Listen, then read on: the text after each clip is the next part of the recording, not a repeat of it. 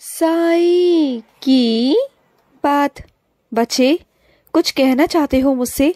कहो ना, मैं सुन रहा हूँ। तुम्हारी बात मैं सुन रहा हूँ मेरे बच्चे, मुझसे कह दो। मैं जानता हूँ तुम्हारे दिल में कोई बात है, तो मुझसे कह दो, मैं सुन रहा हूँ। मैं उसे पूरा ज़रूर करूँगा। और सुनो, मैंने तुम्हारी कोई प्रिय चीज़ भेजी है, उसे खाना ज़रूर।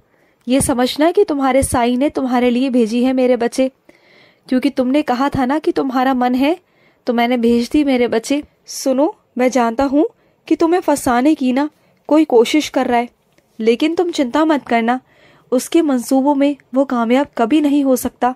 उसके सारे जो हथकंडे हैं ना, वो नाकाम होंगे। तुम देखना, वो जो जो करेगा ना, उसमें सब में वो असफल रहेगा। तुम बिल्कुल चिंता मत करना। वो तुम्हें फंसाना चाहता है, वो तुम पर दाग लगाना चाहता है, तुम्हारे चरित्र पर, तुम पर उंगली उठवाना चाहता है, तुम्हारी इस समाज के अंदर ना बेइज्जती कराना चाहता है, बदनामी कराना चाहता है। लेकिन वो चाह कर भी ना ऐसा नहीं कर पाएगा, क्योंकि हर चीज़ का तोड़ मैं तुम्हें बताता जाऊंगा और तुम उसे करते जाना। ऐसा होगा ही नहीं, तुम देखना मेरे बच्चे। और सुनो, जो ये गुस्सा है ना, ये तुम्हारा सबसे बड़ा शत्रु है। इसे शांत करो, इसे काबू करो। क्यों अपनों को दुख देते हो? अपने गुस्से के कारण मत दिया करो ना। दुख होता है तुम्हारे परिवार वालों को भी, ऐसे अच्छा नहीं लगता मेरे बच्चे। अपने गुस्से को थोड़ा काबू करो। ये बात तुम बहुत अच्छे से जानते हो कि तुम बहुत गलतियां करते हो, उसके बावजूद तुम्हारे घर वाले तुम्हारी गलतियों को हमेशा नज़रअंदाज करते आए हैं, तुम्हें प्यार से लाड में रखते आए हैं। इसका मतलब ये नहीं ना कि तुम उनके प्यार को, उनके दुलार को गलत मतलब में ले जाओगे। उन्हें ऐसा मत करो। उन्हें उनके प्यार का ये सिला तो मत दो ना मेरे बच्चे, बिल्कुल मत दो। तुम्हारे वो अपने हैं, वो तुमसे खुशी चाहते हैं। सिर्फ क्या चाहते हैं कि तुम दो मीठे बोल उनके साथ बोलो, 5 मिनट ही सही तुम उनके पास बैठो, उनसे बात करो। लेकिन तुम क्या करते हो? 24 घंटे गुस्सा, तुम्हारे नाक पर हमेशा गुस्सा ही रहता है। अगर कोई तुमसे सीधा सवाल पूछता है ना, तो तुम हमेशा उसका उल्टा जवाब देते हो। मैं मानता हूँ कि तुम किसी चीज़ से परेशान हो, लेकिन इसका मतलब ये नहीं ना कि तुम सारा गुस्सा अपने घर वालों पर निकालोगे।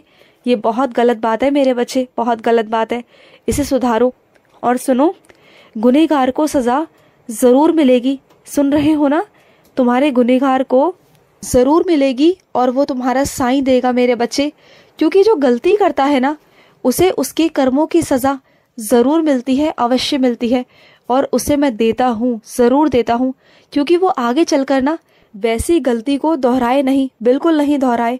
और सुनो, जब तुम घर से बाहर निकलते हो ना, बाहर जाते हो, तो उदी साथ में रखा करो।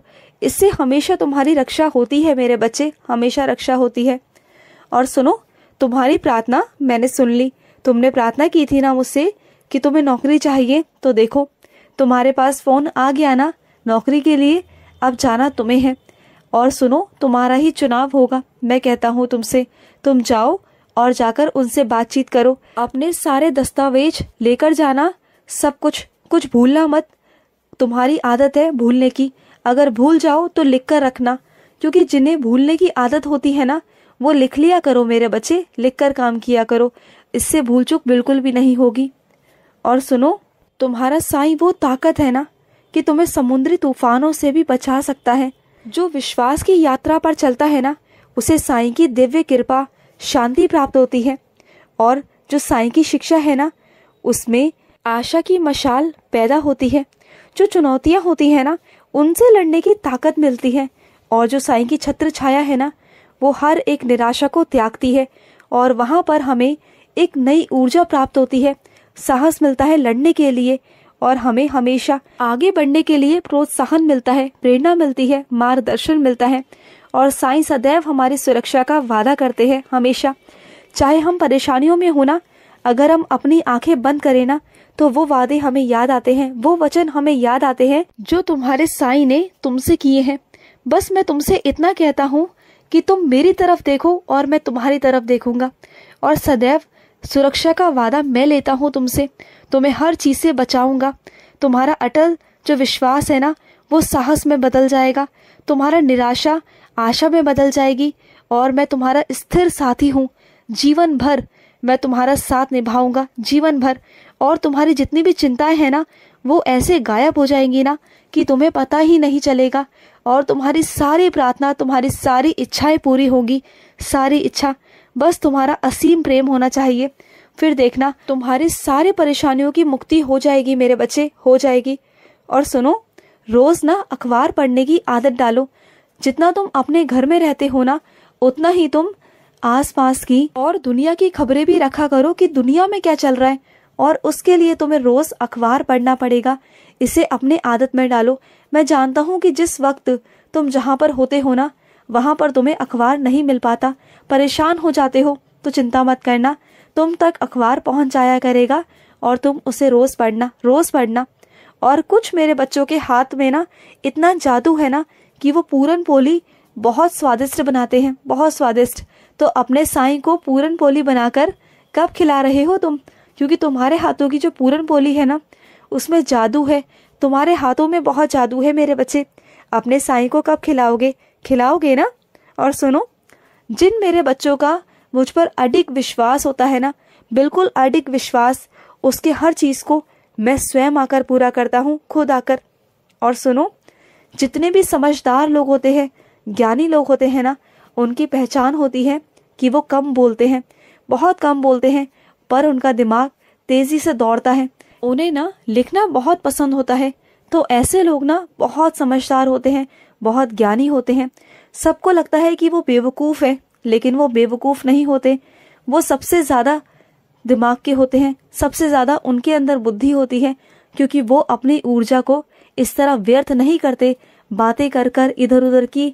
वो हमेशा अपना समय अपने काम में ही लगाते हैं, हमेशा। और सुनो, जहाँ तुम्हारी गलती नहीं थी ना, वहाँ पर तुम्हें दोषी ठहराया गया है, मैं जानता हूँ। लेकिन जिन लोगों ने भी ऐसा तुम्हारे साथ किया है ना, उन सबको मैं सबक ज़रूर सिखाऊंगा।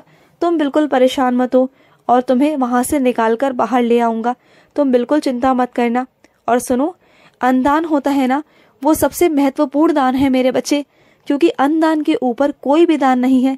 चाहे तुम वस्त्र दान करो, चाहे तुम जल दान करो, या कुछ भी दान करो मेरे बच्चे, लेकिन अगर तुमने अन्नदान नहीं किया ना, तो समझ लेना तुमने इस दुनिया में कोई भी दान नहीं किया। क्योंकि सबसे बड़ा सर्वप्रथम दान है अन्नदान।